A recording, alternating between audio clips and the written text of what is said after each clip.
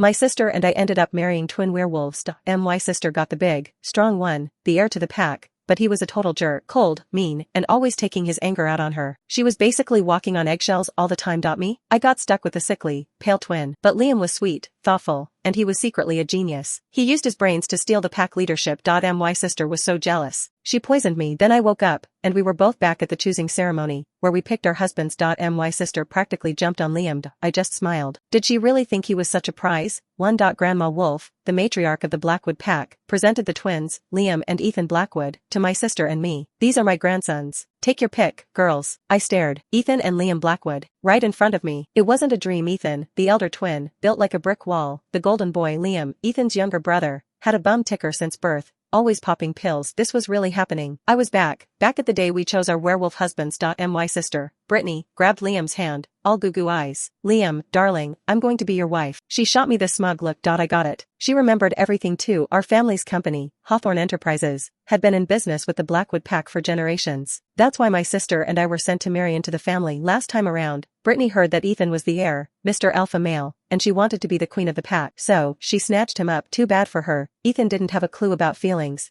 and he had the temper of a honey badger. She spent her whole life trying to please Ethan, but all she got was a black eye. I got Liam, who treated me like gold, took me out, showered me with gifts, and made me feel like I was the only woman in the world. He even outsmarted Ethan and took over the pack. I was the first lady of the werewolves, calling all the shots. Brittany couldn't stand it. She snuck poison into my room. I'll never forget the look in her eyes, pure hate. Scarlet, you think you're so special now that you're married to the Alpha? I'm going to take you down. With my last breath, I grabbed a letter opener and took her out with me. Now, here we were again, and watching her cling to Liam, I knew my new life was about to begin. I wouldn't let anyone control me ever again. Point 2. The wedding was a double ceremony. Liam was all over Brittany, holding her train, fixing her hair. Ethan just scowled the whole time, like he couldn't wait for it to be over. Brittany saw me standing alone and started over, dragging Liam with her. Scarlet, honey, you've got to know how to keep your man happy, or you won't survive in this pack. I glanced at Liam. He was gazing at Brittany with those puppy dog eyes. I saw the silver promise ring on his thumb. I took a step back, my heart pounding. I forced a smile. I can handle myself. I turned and walked away. Even though it was the past, my body still trembled. Brittany thought she'd won the lottery, but she didn't know the real Liam. I'd rather take my chances with Ethan, and, this time, she was giving me exactly what I wanted. That night, I put on a red lace robe. Ethan was propped up in bed, eyes closed, a black wolf tail twitching on the sheets. A werewolf's tail is super sensitive. They don't let just anyone touch it. I took a deep breath and walked over.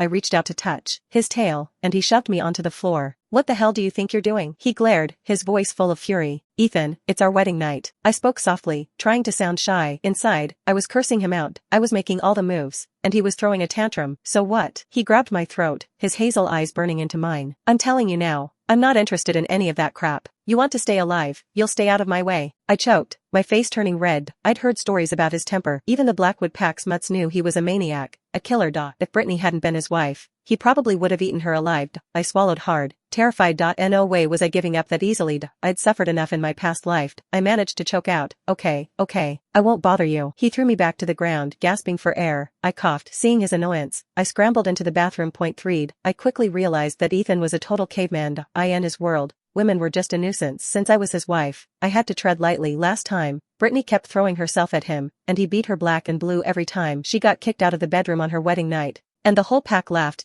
So, to avoid that, I slept in the bathroom all night. Ethan woke me up by dumping a pitcher of water on me. I need to pee. He stood there like a king. Sorry, I'll get out of your way. I scrambled out, not even bothering to wipe my face. Ethan got ready and left without a word. I grabbed his arm. Ethan, Mom wants us to come over for dinner tonight. You have to come with me. He frowned. I'm busy. Can't you go alone? I put my hand on his forehead, smoothing out the lines. Don't frown. You're not as handsome. It was a natural reaction. I used to do that with Liam. I thought frowning brought bad luck. It's fine if I go alone. But, in my family, if the husband doesn't go with his wife to her parents' house the day after the wedding, people will whisper that he is going to leave her alone. What is this, the 1800s? Ethan shoved my hand away, but he didn't frown. Yeah, but it's okay. I'll go by myself. I don't care what people say. I turned towards the door, counting down in my head. When I got to 3, Ethan stopped me. I'll go with you tonight. He grabbed his jacket and left. I smiled to myself. I'd called it. I used to read a lot of psychology books. With guys like Ethan, you can't push them. You have to play along, use a little guilt, and they won't explode. Brittany tried to sleep with him, hoping to win him over, but that just made him hate her more. You can't rush things. This time, I just wanted to change my fate, to avoid the misery of my previous life. Point 4. I got all dolled up and headed to Ethan's office. I ran into Brittany and Liam in the garden. They were holding hands, all cozy, like they were in a romance movie. Scarlett, going home to mom and dad's? Is Ethan coming? Brittany's eyes sparkled with smugness. Ethan's at work. He told me to meet him there. Liam's eyes flashed with something like hate. He'd always been jealous of Ethan's strength and success. He was stuck at home because he was sick. Jealousy is a dangerous thing. It made Brittany kill me last time. It made Liam kill his own brother.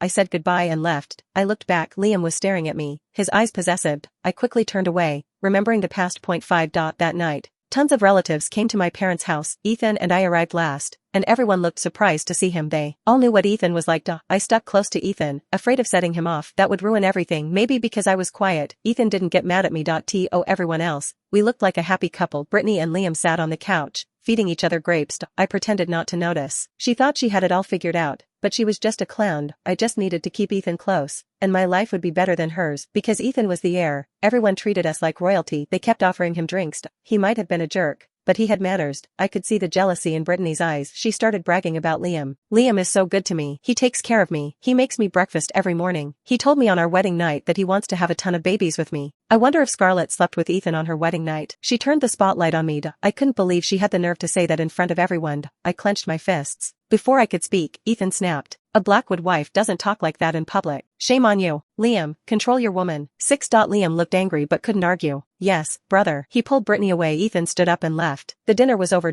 I followed him, trying not to laugh. As I left, I heard everyone saying that Ethan cared about me and that he was sticking up for me, but it was all because of Brittany's big mouth. I knew Ethan didn't care about me. He was responsible for the family name. Hearing his sister-in-law talk like that, he had to say something. Ethan definitely wasn't letting me ride with him. I was just his wife. Nothing more.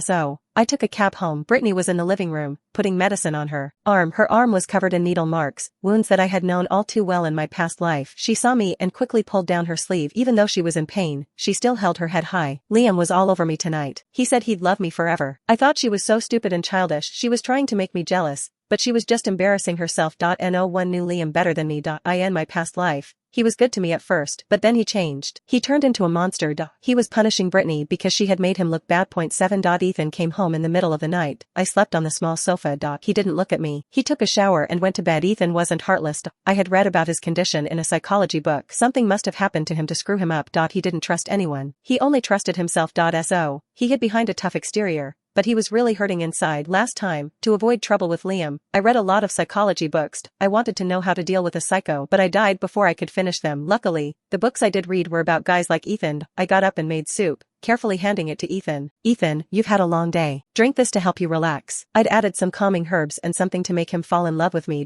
I'd gathered the herbs from the mountains. I wanted him to learn to control his emotions, to fall for me. In my past life, because I was always getting hurt, I learned all about medicine. That's how I knew about these herbs, but Ethan didn't appreciate it. He turned into a wolf and laid in bed. A huge black wolf lay in front of me, eyes closed, relaxing. I tried again. I simmered this soup for hours. Everyone wanted some, but I didn't share with them. If you're not going to drink it, I'll just throw it away. He didn't react. I bit my lip and continued. Ethan, it's okay. I don't care that I'm a Blackwood wife that no one cares about. I emphasized the word wife. He opened his eyes, turned back into a human, and gulped down the soup. I smiled, and boldly stroked his tail. Ethan, can I sleep with you every night? No. He swatted me away with his tail. I didn't push it and went back to the sofa. The next morning, I made soup for him again. He didn't want to hear me nag, so he drank it down. After a few days of drinking the soup, his temper would mellow out. I thought of him in my past life, with no one to help him control his anger, and I felt sorry for him. Now that I was his wife, I would do everything I could to fix him. I wanted to rely on him and have a good life, but the soup wasn't enough. I needed phase 2 of my plan.